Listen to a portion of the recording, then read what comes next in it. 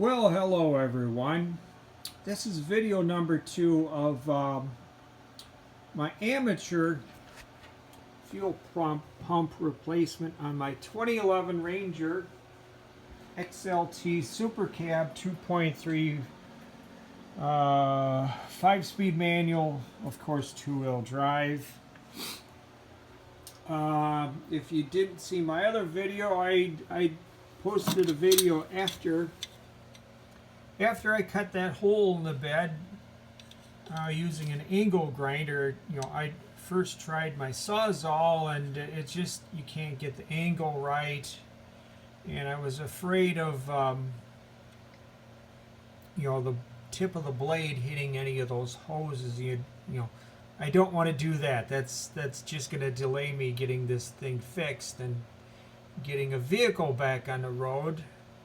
But so what I've done today, after getting a ride here from some people I didn't even know on Nextdoor, I said I needed a ride from home to here, put my phone number out, and they were about an hour later than they thought they would be getting to where I live. But I gave them, initially we thought $20, and then they says, how about 40? I said, okay, and I gave him 47 bucks, and he says, oh, you don't have to give me all that. I says, it's all yours, but that's aside from this project. So the 2011, I saw a video from a shop that was replacing the fuel pump on a 2007 Ranger. I don't know which engine it was.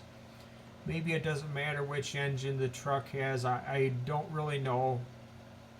The main difference in these fuel pumps is they have different fuel tanks for whether it's a long bed regular cab, short bed regular cab, or short bed extended cab, which this truck is. But the video I saw with the 2007 Ford Ranger fuel pump replacement, it did not have that clamshell thing over the top, and mine does. So but I got the Ranger. Okay, I put the Ranger up on ramps. I got a pair of these ramps. I got this ramp facing that way. I got the ramp on the other side facing the other way. Plus I got a jack stand. I got a jack stand on boards. Never put a jack stand on top of cinder blocks. They will crack and you cannot rely on them. Okay. I was under the truck and I had okay clearance, but it wasn't high enough, so I put the front tires of the truck, when I put this tire, the left front tire, on another ramp. It's like a 2-piece ramp I got at a garage sale like 20 years ago. And I couldn't get the jack up high enough to get the other red ramp like that under that, so I put 3 big boards under it. So I have these ramps facing opposite directions, so they're not good.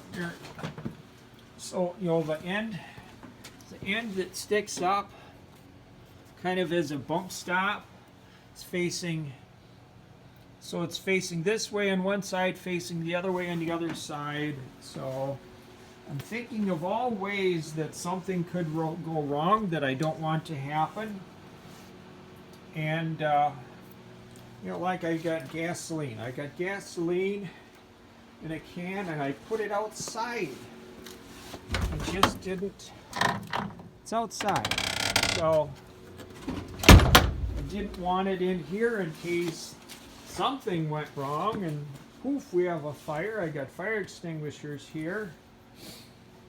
I swept the floor under there with my broom, though I did it after the truck was in here.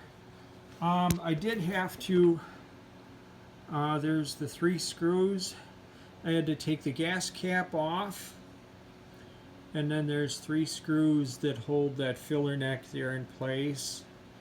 Um, but I did have to remove the drive shaft. I had to remove the drive shaft to be able to get the 2 straps for the gas tank off. Let's see. So that's these straps. See this? So which one? Okay, this is the forward. Forget which one was which. Okay, the deeper one went to the rear. Okay, these straps to go in and out have to go like that, and then you twist it. But I could not get these straps.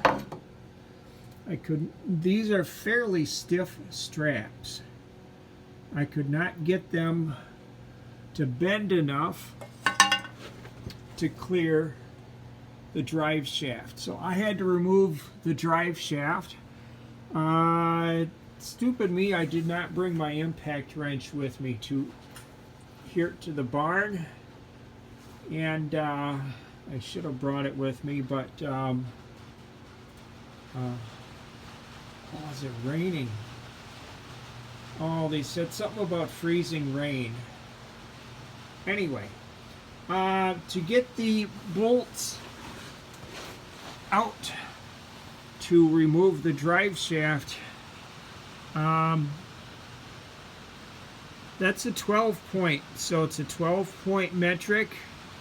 I do have 12-point metric ones. I first thought I had stripped one of these.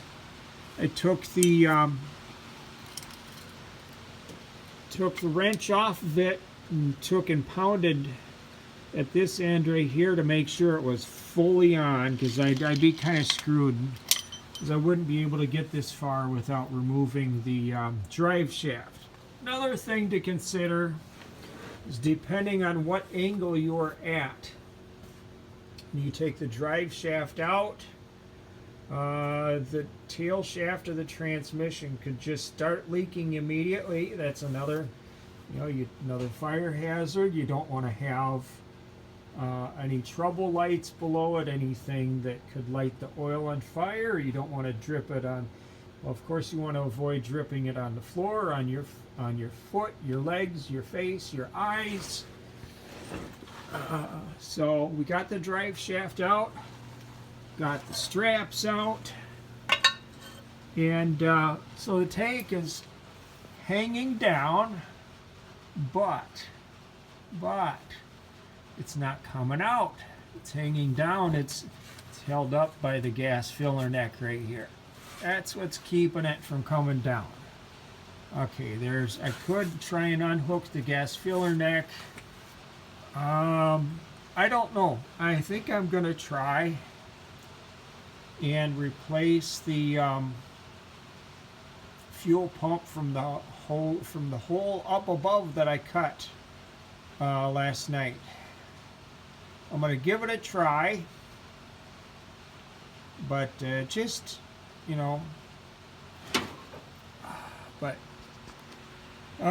trying to remember everything that I thought of before I hit the record button. But yeah, 12-point impact sockets, metric.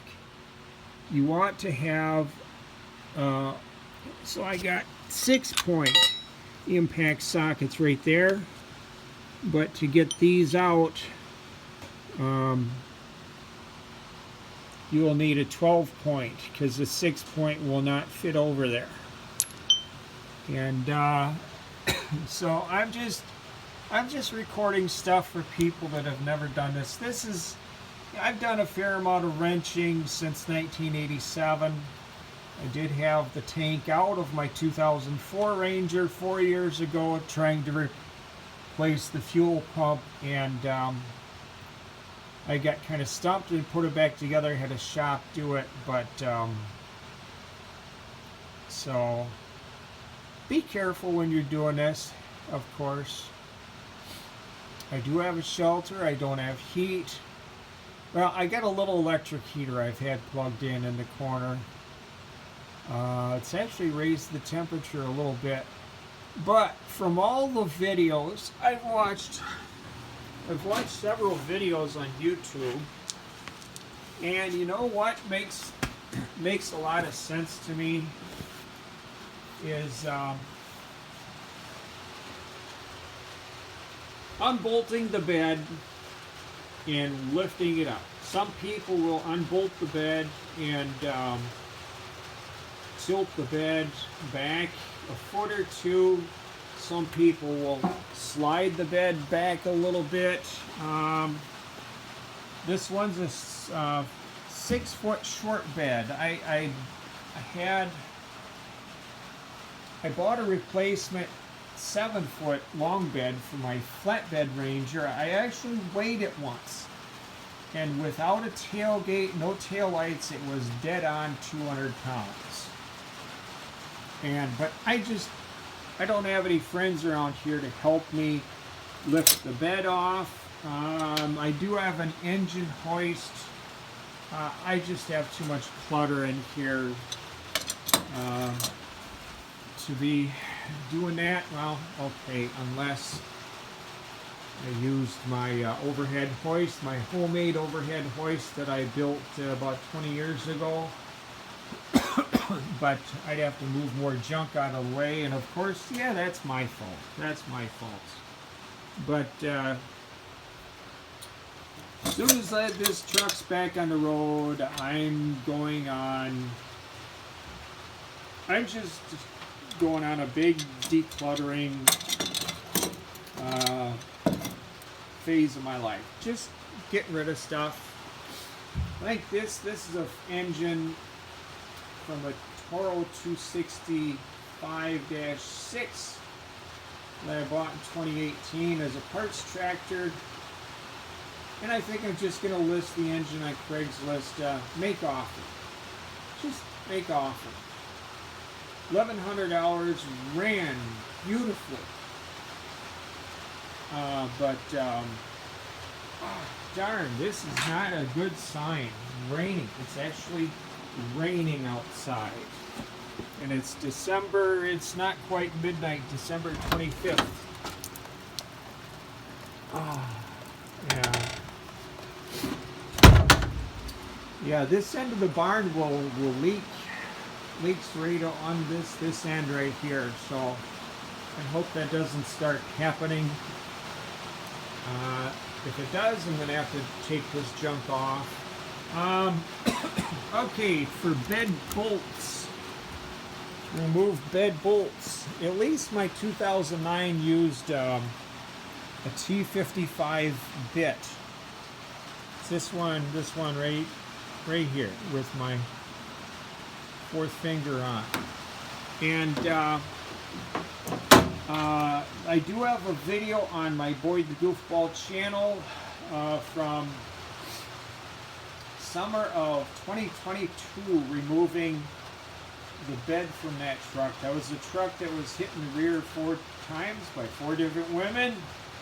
And I saw that video tonight has like 5,900 views. And on that truck, I think it was the right front bolt stripped. I think I got some bolts over here. Okay. Yep, this is the one that's stripped. I had to take the angle grinder to it and grind off, 2 flat sides, and then put a big vice grip on it and get it out. But oh, the darn mice get in here. I need to put up. Ow, shit! I need to put out my mouse trap, my tipper lid. So there's the head of a bolt. Okay, T55 right there. Yep. Yeah, this bolt's out of my 2009. I built a flatbed on it.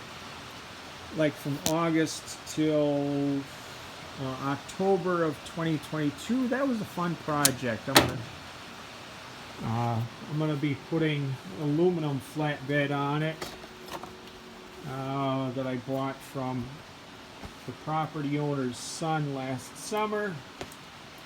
But anyway, but I really think the best way to do this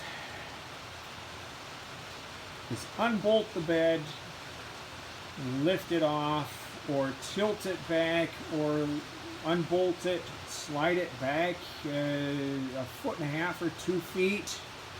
You know, you're going to need at least one helper. You know, lift it up carefully. You will have to unhook the gas filler neck to be able to do that. One video I saw said that there's like one plug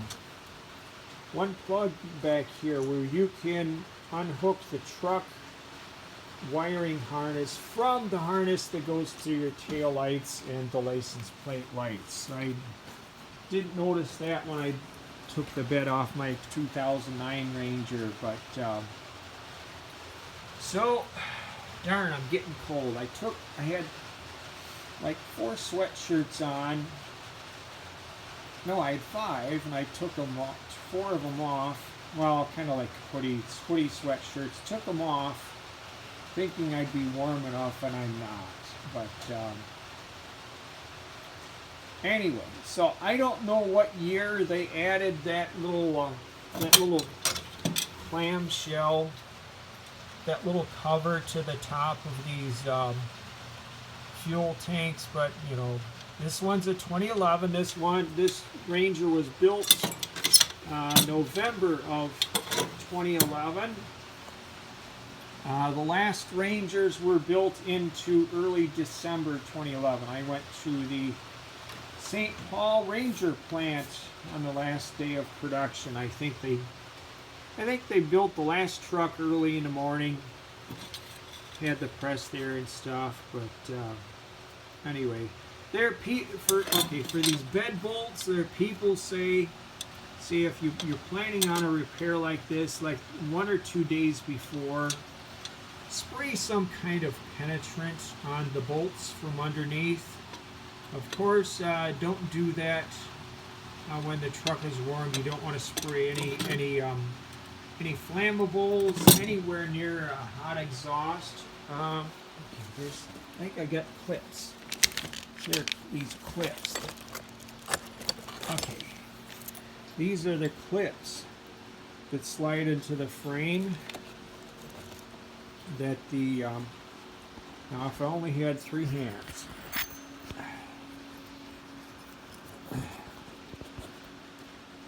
So these are the clips that slide onto the frame rail, and there's the bolt, bolts that go in, just screw in. So, but I took these clips off when I built the flatbed on the 2009. I kept these extra bolts because, if I had to replace, if I busted a bolt on this Ranger, well, I got some extra ones left over from the 2009. But sorry, I'm just rattling on, a little bit unfocused. Please don't complain in the comment sections.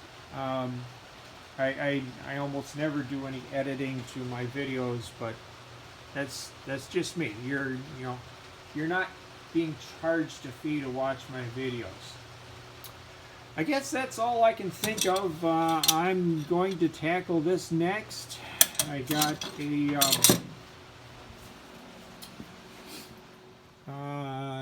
that fuel. That's the fuel pump right there. I might be just working on this all the way through the night because I'm going to miss work. I missed 2 days of work last week, Thursday and Friday. I drove the 2009 Ranger to work Monday, Tuesday, Wednesday with the failing clutch slave, and it failed.